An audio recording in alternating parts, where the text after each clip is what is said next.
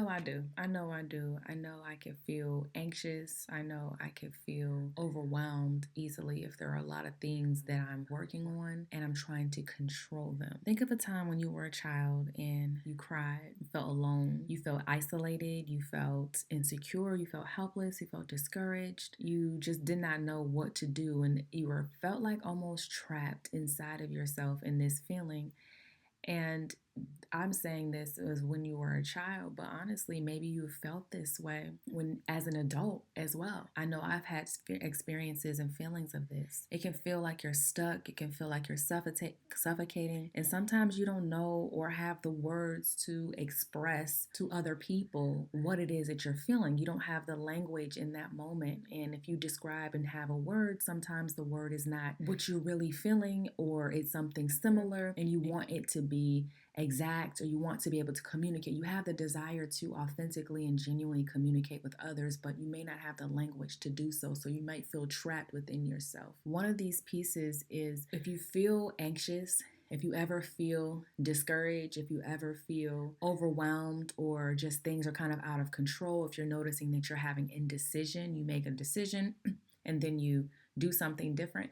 This is a part of not feeling safe. I'm not saying it's the only thing, but a part of it is emotional safety. You need and desire emotional safety. And if you look on a feelings wheel, you'll see that this lies, the feelings of insecurity, anxiousness, feeling threatened, all come from just feeling shocked and like uncertain, right? You feel threatened. You're not sure how things will actually work out. And that is a form of needing to know the answer and having to control. You have those feelings of being afraid because you don't know all of the answers. You don't know if you're going to, if you make this decision, then maybe that decision is going to lead you into something that is not going to be healthy or happy or abundant for you. If you make that decision, you're afraid that, well, something bad is going to happen to you, something different. Missing the mark and feeling fear, right? Afraid, a synonym for afraid is feeling fear. And what we know, especially as believers, is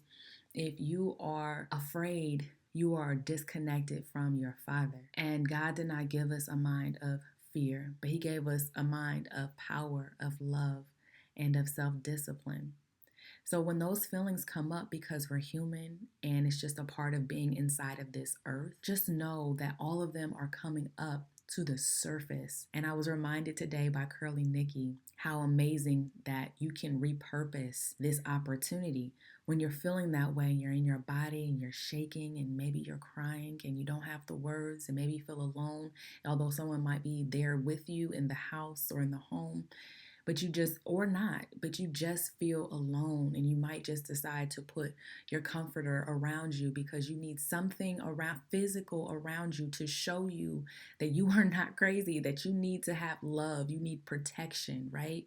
You need hugs. That's why they say if you hug someone longer, I think, than 15 or 20 seconds, there is endorphins inside of our bodies that help to warm our body. We are made for connection, and emotions and life and fear and trauma, inner child trauma, or just in general, just trauma can just really make you feel as though you are by yourself and the world has stopped and no one sees you. I'm here to tell you that you are being seen, and it is an opportunity for you to allow all of that to come up to the very surface. And thank you, Curly Nikki, for sharing, reminding me of this, and allow it to be given to your Father, given to the encourager, given to the advocate, given to your Redeemer, your Savior, and invite Him inside of those moments, inside of your quiet space. You might be shaking, you might be rocking, you might be crying, you might not have the prayer, the words. Your tears are heard, are liquid prayers. So even you're in your tears, even if you don't have the language, it is enough. And usually the only thing, and it's very simple, but sometimes very hard to get back to inside of life, our emotions, our body tells us when we are disconnected from our source, when we are disconnected from our creator. When we believe that our mind is telling us that we are struggling, that we should be afraid, that there is something for you to do differently, or you made the wrong decision, or you need to control it more. That is all fear. But if you were to go to your feelings wheel, then you will understand that on the opposite side of being afraid is trust. The opposite side of being afraid and threatened is security. And what exists inside of that is safety. What exists inside of that is certainty, is comfort, is hopeful, is being assured, is confident, is secure, is positive, is relieved, is optimistic, is expectant, and is convinced that all things are going to work for you. It may take some time to actually get there, but the main thing is trust. The main issue that you have when you are looking to control situations, people, places, and conditions is trust. You do not trust that if you let go of control, that things will work out for you. Letting go of control is just you keeping hold, like it's a freedom piece. But when you have control, it's like your fists are so balled up and tight, nothing can get in or nothing can get out. But when you let go, if you open up your hands slowly and softly, what was bothering you in your heart can be let go, and you can be given more. You can be given something better. You can be given a new thought of hope, a new thought of encouragement, a new idea, a new way of looking at the very thing that you are challenged by. You are not alone. And what's beautiful is that there is always resources. Even after you journaled, even after you prayed, it is a hard thing. You still might not feel like, oh, I think I missed the mark. It is in your heart. You can't exercise it out. You can't go do another project to get rid of it. You can't bring somebody over to comfort you. You can't talk it out with other people, although it is nice. At the end of the day, it is you against you, and it is a heart posture. So I'm just here to remind you and reflect back to you that you are loved, you are nurtured, you are safe, you are protected, and there is absolutely nothing that can happen to you today that you and God cannot get through together. I want to share a couple of scriptures as well, in case that is something that feels good. Philippians 4:6. Don't worry about anything, but pray about everything. Tell God what it is that you need and thank Him for all that He has done, and you will experience peace. That is freedom from disturbance. You will experience peace, and it is almost immediate, and it is inside of your breath. Breathe. You can get through this. This is just a moment. These are emotions that are coming up, and it's beautiful because if there is a part of your transition is releasing an old identity and releasing a way of being and releasing different experiences, external conditions that you don't like, it starts with you. You can say this. You choose to change the patterns within yourself that create the external conditions that you do not like. You choose to say it. I choose to change the internal patterns within myself that create the external conditions I do not like. Say this, I'm willing to change and learn a new way of expressing and experiencing life that benefits me. Continue to affirm yourself. You are worthy, you are loved, and you are necessary. Another scripture is Proverbs 3:5-6. Trust in the Lord with all your heart. Lean not unto your own understanding, but seek His will, and He will guide you on which direction to go. He always will, even if that's, Father, what do I eat next? Father, should I say yes to this opportunity?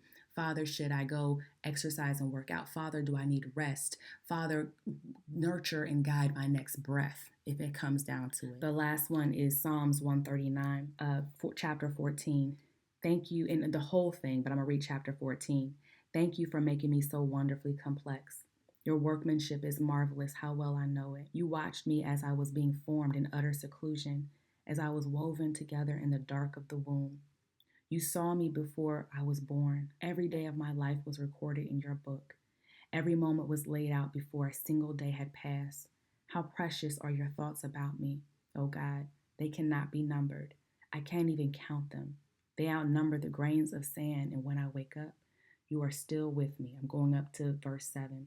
I can never escape from your spirit. I can never get away from your presence. If I go to heaven, you are there. If I go down to the grave, you are there. If I ride the wings of the morning, if I dwell by the farthest oceans, even there your hand will guide me, and your strength will support me. I could ask the darkness to hide me and the light around me to become night, but even in the darkness, I cannot hide from you. To you, the night shines as bright as the day. Darkness and light are the same to you. You made all the delicate inner parts of my body and knit me together in my mother's womb. Thank you for making me so wonderfully complex.